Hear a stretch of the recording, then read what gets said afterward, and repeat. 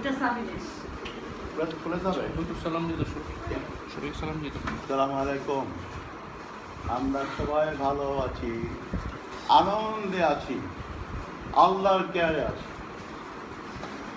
আল্লাহ তার কেয়ারে থেকে তার কোনো ভয় না, কি বলো? এবং শয়তানের চক্রান্ত অবশ্যই দুর্বল। ইন্না কাইদা শাইতান কানা দাইফা।